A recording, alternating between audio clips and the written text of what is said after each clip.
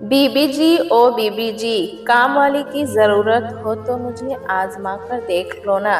शहर की नई कॉलोनी में काम ढूंढते हुए एक मकान के गेट पर खड़ी महिला से वो हाथ जोड़ते हुए काम पर रख लेने की मनुहार कर रही थी। ऐसे कैसे काम पर रख ले तुझे? किसी की सिफारिश लेकर आई है क्या? बीबी जी, हम छोटे लोगों की सिफारिश कौन करेगा? तेरे जैसी कामवाली को अच्छी तरह देख रखा है। पहले तो गिड़गिड़ा कर काम मांगती हैं और फिर मौका पाते ही घर का सामान लेकर चंपत हो जाती हैं। कहाँ तेरे पीछे भागते फिरेंगे हम? अगर किसी की सिफारिश लेकर आए तो हम फिर सोचें। ऐसे ही जवाब उसको न जाने कितने घरों से मिल चुके थे। सुबह से शाम तक गिड़गिड़ाते उसकी जबान भी सूख गई थी, पर कोई सिफारिश के बिना काम देने को तैयार नहीं था। कितनों से उसने ये भी कहा, बीबी जी 2 से 4 दिन रख के तो देख लो, काम पसंद नहीं आए तो बिना पैसे दिए काम से हटा देना। पर बीबी जी, एक मौका तो देकर देखो, हमें ऐसी काम वाली की जरूरत नहीं है। 2 4 दिन का मौका देते ही तू तो हमारे घर को साफ करने का मौका ढूंढ लेगी। ना बाबा ना, तू कहीं और जाकर काम ढूंढ। आज के दिन और काम मांग कर देखती हूँ। अगर कहीं नहीं मिले तो कल किसी ठेकेदार के पास जाकर मजदूरी करने का काम कर लूंगी। आखिर पेट तो पालना ही है। मन में ऐसा सोचकर वो एक कोठी के आगे जाकर बैठ गई और उसी तरह बीबी जी की रट लगाने लगी। अंदर से एक प्रौढ़ महिला बाहर आई। काम ढूंढने की मुहिम में वो पहली महिला थी जिन्होंने बिना झिड़के उसे अंदर बुलाकर बैठाते हुए आराम से बात की थी। तुम कहाँ से आई हो? कहाँ रहती हो? कौन से घर का काम छोड़ा है? क्या क्या काम आता है? कितने रुपए लोगी? घर में कौन कौन है? शादी हुई है या नहीं? इतने सारे प्रश्नों की झड़ी लगा दी थी उन्होंने एक साथ ही। बातों में मिठास लाकर उसने भी बड़े धैर्य के साथ उत्तर देते हुए कहा, बीबी जी, मैं बाहर से आई हूँ, मेरा यहाँ कोई घर नहीं है। मुझे घर का सारा काम आता है। मैं 24 घंटे आपके यहाँ रहने को तैयार हूँ। मुझसे काम करवा कर देख लेना, पसंद आए तो ही पैसे देना। 24 घंटे यही रहूंगी तो बीबी जी, खाना तो आपको ही देना होगा। उस कोठी वाली महिला पर पता नहीं उसकी बातों का क्या असर हुआ कि उसने घर वालों से बिना पूछे ही उसको काम पर रखने की हाँ कर दी। तो बीबी जी, मैं आज से ही काम शुरू कर दूं? बड़ी मासूमियत से वो बोली, हाँ हाँ, चल काम पर लग जा। श्रीमती चतुर्वेदी ने कहा, तेरा नाम क्या है? कमला बीबी जी। इतना बोलकर वो एक पल को रुकी, फिर बोली, बीबी जी, मेरा थोड़ा सामान है जो मैंने एक जगह रखा हुआ है। अगर आप इजाजत दे तो मैं जाकर ले आऊं। उसने गिड़गिड़ाते हुए कहा, कितनी देर में वापस आएगी? बस बीबी जी, मैं यूं गई और यूं आई। काम मिलने की खुशी में उसके पैर जमीन पर नहीं पड़ रहे थे। उसने अपना सामान एक धर्मशाला में रख दिया था, जिसे लेकर वो जल्द ही वापस आ गई। उसके सामान को देखते ही श्रीमती चतुर्वेदी चौंक पड़ी। अरे, तेरे पास ये बड़े बड़े थैले किसके हैं? क्या इनमें पत्थर भरकर रखे हैं? नहीं बीबी जी, इनमें मेरी माँ की निशानियां हैं। मैं इन्हें संभाल कर रखती हूँ। आप तो बस कोई जगह बता दो, मैं इन्हें वहां रख दूंगी। ऐसा है, अभी तो ये थैले तू तख्त के नीचे रख दे। जल्दी से बर्तन साफ कर और सब्जी छौंक दे। अभी थोड़ी देर में सब आते होंगे। ठीक है बीबी जी, कहकर उसने फटाफट सारे बर्तन मांजकर झाड़ू पोछा किया और खाना बनाने की तैयारी में जुट गई। पर बीबी जी ने एक पल को भी उसका पीछा नहीं छोड़ा था, और छोड़ती भी कैसे? नई नई बाई रखी है, कैसे विश्वास करके पूरा घर उस पर छोड़ दे? भले ही काम कितना भी अच्छा क्यों ना कर रही हो, उसके काम से बड़ी खुश थी वो। उनकी दोनों बेटियां और पति ने आते ही पूछा, क्या बात है, आज तो घर बड़ा चमक रहा है। मिसेस चतुर्वेदी बोली, चमकेगा ही, नई काम वाली कमला जो लगा ली है। ये बोलते समय उनकी आंखों में चमक साफ दिखाई दे रही थी। अच्छी तरह देखभाल कर रखी है ना, या यूं ही कहीं से सड़क चलते पकड़ लाई है? तो सड़क चलती ही पर काम तो देखो कितना साफ सुथरा किया है। अभी तो जब उसके हाथ का खाना खाओगे तो उंगलियां ही चाटते रह जाओगे, चहकते हुए मिसेज चतुर्वेदी बोली थी।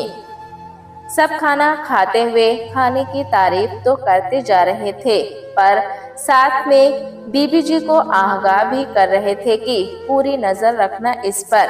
नौकर तो नौकर ही होता है। ऐसे ही ये घर वालों का विश्वास जीत लेते हैं और फिर सब कुछ लेकर चंपत हो जाते हैं। ये सब सुनकर कमला मन ही मन कह रही थी कि आप लोग बेफिक्र रहें, मैं कहीं चंपत होने वाली नहीं। बड़ी मुश्किल से तो मुझे काम मिला है, इसे छोड़कर क्या मैं यूं ही चली जाऊंगी? खाना वगैरह निपटाने के बाद उसने बीबी जी को याद दिलाते हुए कहा, बीबी जी, मेरे लिए कौन सी जगह सोची है आपने? हाँ हाँ, अच्छी याद दिलाई तूने कमला। पीछे स्टोर रूम है ना, उसे ठीक कर लेना। वहाँ एक चारपाई है और पंखा भी लगा है। काफी समय पहले एक नौकर रखा था, तभी से पंखा लगा हुआ है। चल, वो पंखा अब तेरे काम आ जाएगा। उसने जाकर देखा तो वो स्टोर रूम तो क्या बस कबाड़ घर ही था, पर उस समय वो भी उसे किसी महल से कम नहीं लग रहा था। उसने बिखरे पड़े सामान को एक तरफ कर कमरा बिल्कुल जमा लिया और चारपाई पर पड़ते ही चैन की सांस ली। पूरा दिन काम में लगे रहने से खाट पर पड़ते ही उसे नींद आ गई थी। रात को अचानक ही नींद खुली तो उसे उस एकांत कोठरी में बहुत डर लग रहा था, पर क्या कर सकती थी? शायद उसका भविष्य इसी कोठरी में लिखा था। आंख बंद की तो उसकी यादों का सिलसिला शुरू हो गया। आज की कमला कल की डॉक्टर लता है। एसएससी पीएचडी उत्तर प्रदेश के मुरादाबाद के कितने बड़े घर में उसका जन्म हुआ था। माता पिता ने उसे कितने लाड प्यार से पाला था। 12वीं तक मुरादाबाद में पढ़ाने के बाद उसकी जिद पर पिता ने उसे दिल्ली विश्वविद्यालय में पढ़ने के लिए भेज दिया था।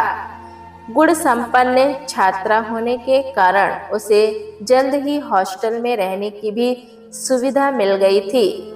लता ने बीएससी बहुत अच्छे अंकों से उत्तीर्ण की थी, फिर वहीं से एसएससी बॉटनी कर लिया था। पढ़ाई के अलावा वो दूसरी गतिविधियों में भाग लेती थी।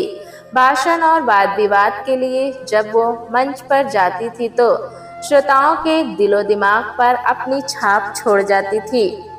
उसके अभिनय का तो कोई जवाब ही नहीं था। यूनिवर्सिटी में होने वाली नाटक प्रतियोगिताओं में उसने कई बार प्रथम स्थान प्राप्त किया था। बाद में दिल्ली विश्वविद्यालय से ही लता ने एमफिल और पीएचडी भी कर ली थी। पीएचडी पूरी करने के बाद उसने मुंबई विश्वविद्यालय में लेक्चरर पद के लिए आवेदन किया था। वो इंतजार कर रही थी कि कब साक्षात्कार के लिए पत्र आए। तभी एक दिन अचानक घटी एक घटना ने उसे आसमान से जमीन पर पटक दिया। एक रात घर में सभी लोग सोए हुए थे कि अचानक कुछ लोगों ने हमला बोल दिया। उसकी आंखों के सामने उन्होंने उसके माता पिता को गोलियों से भून डाला। भाई ने विरोध किया तो उसे भी गोली मार दी गई। वो इतना डर गई कि अपनी जान बचाने के लिए पलंग के नीचे छिप गई थी। अपने सामने अपनी दुनिया को बर्बाद होते देखती रही।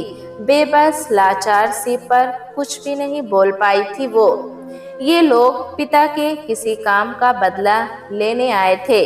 पिता की पुश्तैनी लड़ाई चल रही थी। कितने ही खून हो चुके थे इस बारे में। 6 लोगों के सामने वो कर भी क्या सकती थी। पलंग के नीचे छिपी वो अपने आप को सुरक्षित अनुभव कर रही थी। पिता ने कभी कभार सुनाई भी थी ये बातें, अतः उसे कुछ आभास सा हो गया था कि ये लोग कौन हो सकते हैं। उसके जहन में पिता की कई बातें याद आ रही थी।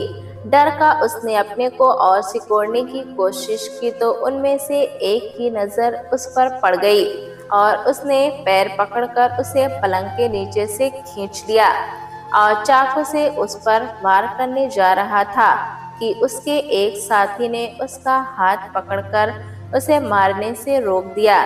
लड़की, हम क्या कर सकते हैं, ये तो तूने देख ही लिया है। इस घर का सारा कीमती सामान हम लेकर जा रहे हैं।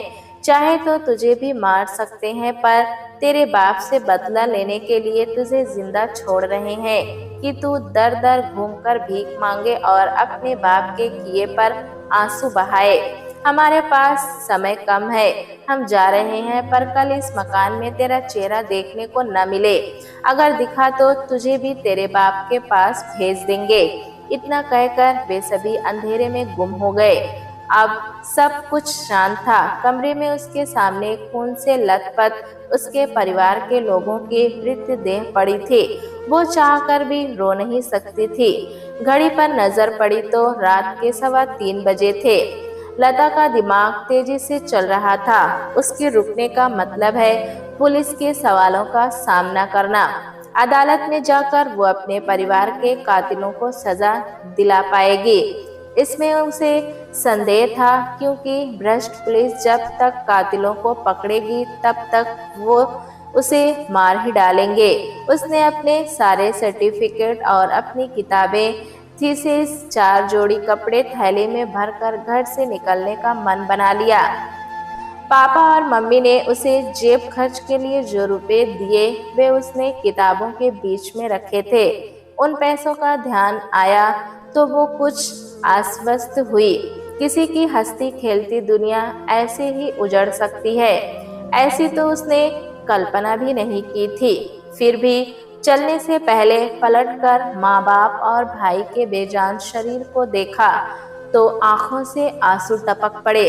फिर पिता के हत्यारे की कई बातें याद आई तो वो तेजी से निकल गई। चौराहे तक इतने सारे सामान के साथ वो भागती गई थी। उसमें पता नहीं कहां से इतनी ताकत आ गई थी।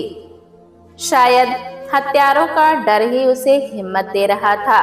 वहां से दूर भागने की लता ने सोचा कि किसी रिश्तेदार के यहाँ जाने से तो अच्छा है जहाँ नौकरी के लिए आवेदन कर रखा है वहीं चली जाती हैं। आखिर छात्र जीवन में की गई एक्टिंग कब काम आएगी। किसी के यहाँ नौकरानी बनकर काम चला लूंगी। जब तक नौकरी नहीं मिलेगी किसी धर्मशाला में रह लूंगी। मुंबई जाते समय उसे याद आया कि उसकी रूममेट सविता की मामी मुंबई में ही रहती हैं। एक बार सविता से मिलने उसकी मामी हॉस्टल में आई थी तो उनसे लता की भी अच्छी जान पहचान हो गई थी। उसने योजना बनाई कि धर्मशाला में सामान रखकर पहले वो सविता की मामी के यहाँ जाकर बात करेगी, क्योंकि उसने मुंबई विश्वविद्यालय के फॉर्म पर मुरादाबाद का पता लिखा है और वहाँ के पते पर इंटरव्यू लेटर जाएगा तो इसकी सूचना उसे किस तरह मिलेगी। ट्रेन से उतरने के बाद लता स्टेशन से बाहर आई और कुछ ही दूरी पर एक धर्मशाला में अपने लिए कमरा लेकर थैले में से उस डायरी को निकालने लगी जिसमें सविता की मामी का पता उसने लिखा था। फिर उस किताबों में से रुपए ढूंढे और सविता की मामी के घर पहुंच गई। मामी के सामने अपनी असलियत कैसे बताती, इसलिए उसने कहा कि उसकी मुंबई में नौकरी लग गई है, लेकिन अस्थायी पते का चक्कर है, इसलिए मैं आपके घर का पता विश्वविद्यालय में लिखा देती हूँ। वहां से लौटकर काम की तलाश करते लता को श्रीमती चतुर्वेदी ने काम पर रख लिया था। वैसे लता मुंबई में किसी प्राइवेट कॉलेज में कोशिश करके नौकरी पा सकती थी, पर एक तो प्राइवेट कॉलेजों में तनख्वाह कम, ऊपर से किराए का मकान लेकर रहना, खाने का जुगाड़, बिजली पानी का बिल चुकाना, ये सब उस थोड़ी सी तनख्वाह में संभव नहीं था। दूसरी वो अभी उस घटना से इतनी भयभीत थी कि उसने 24 घंटे की नौकरानी बनकर रहना ही अच्छा समझा। इस तरह लता से कमला बनी वो रोज सुबह उठकर काम में लग जाती थी। दिन भर काम करती हुई उसने बीबी जी और सभी घर वालों का मन मोह लिया था। कमला के लिए अच्छी बात ये थी कि वो लोग शाम का खाना 5 बजे ही खा लेते थे, इसलिए सारा काम करके वो 7 बजे फ्री हो जाती थी। काम से निपट कर वो अपने छोटे से कमरे में पहुंच जाती और फिर सारी रात बैठकर इंटरव्यू की तैयारी करती। वैसे छात्र जीवन में वो बहुत मेहनती रही थी, इसलिए पहले से ही काफी अच्छी तैयारी थी। लेकिन फिर भी मुंबई विश्वविद्यालय में प्राध्यापक के पद पर नियुक्ति पाना, और वो भी बिना किसी सिफारिश के, बहुत ही मुश्किल था। वो तो केवल अपनी योग्यता के बल पर ही इंटरव्यू में पास होने की तैयारी कर रही थी। आत्मविश्वास तो उसमें पहले से ही काफी था। दिल्ली विश्वविद्यालय में भी उसने कितने ही सेमिनार अटेंड किए थे। अब तो वो बस सारे कोर्स रिवाइज कर रही थी। श्रीमती चतुर्वेदी के घर 4 दिन उसके बहुत अच्छे गुजरे। 5वें दिन धड़कते दिल से उसने पूछा, आपने क्या सोचा बीबी जी? मुझे काम पर रखना है या हटाना है? बीबी जी और घर के सभी सदस्य उसके काम से खुश तो थे ही, इसलिए मालकिन हंसते हुए बोले, चल तू भी क्या याद रखेगी कमला, तेरी नौकरी इस घर में पक्की। लेकिन एक बात पूछनी थी, तू पूरी रात लाइट क्यों जलाती है? वो क्या है बीबी जी, अंधेरे में मुझे डर लगता है, नींद भी नहीं आती, बस इसीलिए रात भर बत्ती जलानी पड़ती है। बड़े भोलेपन से उसने जवाब दिया।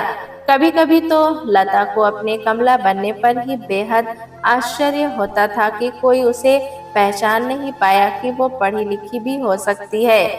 एक दिन तो उसकी पोल खुल ही जाती, पर जल्द ही वो संभल गई थी। हुआ ये कि मालकिन की छोटी बेटी, जो बीएससी कर रही थी, अपनी बड़ी बहन से किसी समस्या पर डिस्कस कर रही थी, तभी कमला के मुंह से उसका समाधान निकलने ही वाला था कि उसे अपने कमलाबाई होने का एहसास हो गया।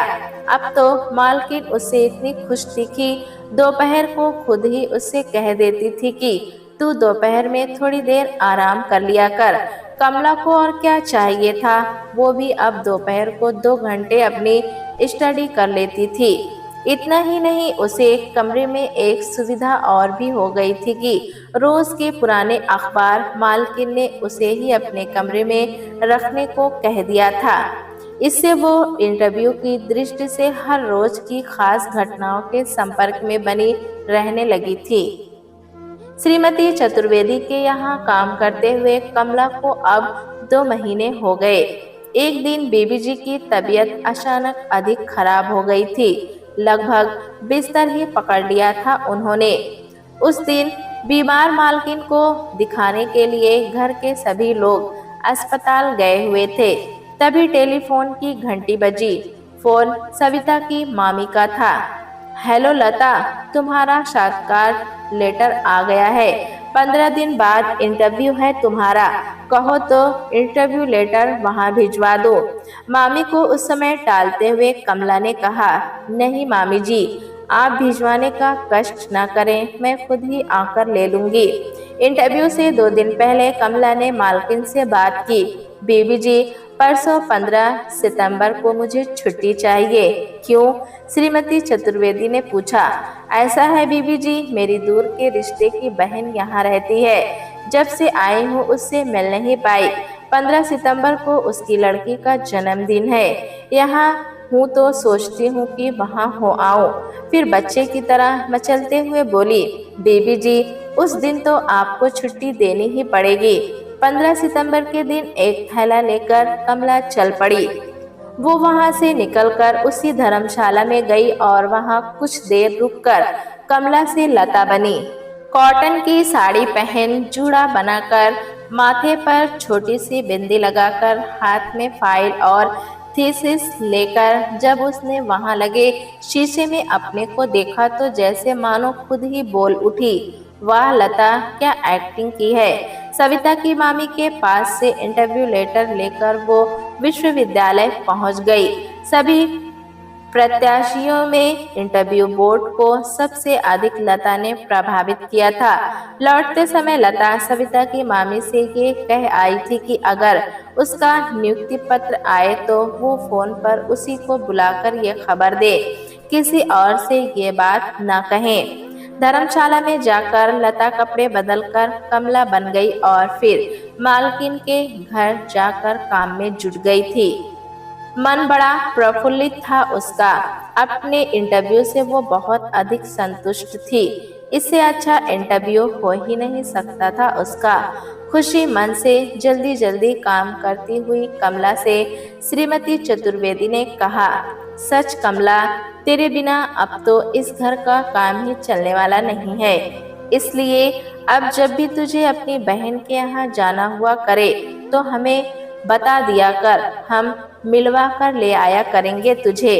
ठीक है बीबी जी, इतना कहकर वो काम में लग गई थी। एक दिन सविता की मामी ने फोन पर उसे बुलाकर सूचना दी कि उसका चयन हो गया है। अपना नियुक्ति पत्र आकर उनसे ले ले। अब वो सोचने लगी कि बीमार बीबी जी से इस बारे में क्या और कैसे बात करे, क्योंकि वो नहीं चाहती थी कि नौकरी ज्वाइन करने से पहले बीबी जी को ये बात बताए। उसे डर था कहीं कोई आडंगा ना आ जाए। वहां से जाकर ज्वाइन करने का पूरा गणित बिठाने के बाद कमला बीबी जी से बोली, बीबी जी, आज जब मैं सब्जी लेने गई थी तब मेरी उसी बहन की लड़की मिली थी। उसने बताया कि उसकी माँ की तबीयत बहुत खराब है, इसलिए बीबी जी मुझे उसकी देखभाल के लिए जाना पड़ेगा और यहाँ मैं जो बीमार हूँ मेरा क्या होगा, हमारी देखभाल कौन करेगा, ये सब सोचा है तूने? बीबी जी नाराज होते हुए बोली थी, देख, तनख्वाह तो तू यहाँ से ले रही है, इसलिए तेरा पहला फर्ज बनता है कि तू पहले हम सब की देखभाल करे। बीबी जी, आप मेरी तनख्वाह से जितने पैसे चाहे काट लेना, मेरी देखभाल के बिना मेरी बहन मर जाएगी। हाँ कर दो ना बीबी जी। अत्यंत दीनहीन सी होकर उसने कहा। कमला की दीनता को देखकर बीबी जी को तरस आ गया और उन्होंने जाने के लिए हाँ कर दी। सारी औपचारिकताएं पूरी करते हुए लता ने मुंबई विश्वविद्यालय में व्याख्याता पद पर कार्यभार ग्रहण कर लिया था। उसे वहीं कैंपस में स्टाफ क्वार्टर भी मिल गया था। आज उसकी खुशी का ठिकाना नहीं था। इन 5 दिन में सविता की मामी के पास ही रहने का उसने मन बना लिया था। जाते ही उसे एमएससी की क्लास पढ़ाने को मिल गई थी। क्लास में भी क्या पढ़ाया था उसने कि सारे विद्यार्थी उसके फैन हो गए थे। 5 दिनों के बाद 3 दिन की छुट्टियों में डॉक्टर लता फिर कमलाबाई बनकर बीबी जी के घर पहुंच गई। अरे कमला, तू इस बीमार को छोड़कर कहाँ चली गई थी? तुझे मुझ पर जरा भी तरस नहीं आया? कितना भी कर लो पर नौकर तो नौकर ही होता है। तुझे तो तनख्वाह से मतलब है, कोई अपनी बीबी जी से मोह थोड़ी ही है। अगर मोह होता तो 5 दिनों में थोड़ी देर के लिए ही सही खोज खबर लेने नहीं आती क्या? अब मैं कहीं नहीं जाने दूंगी तुझे, मर जाऊंगी मैं तेरे बिना, सच कह देती हूँ मैं। मालकिन बोले ही जा रही थी। कमला खामोश होकर बीबी जी से सब कुछ कहने की हिम्मत जुटा रही थी। तभी शाम के समय चतुर्वेदी जी के एक मित्र घर आए।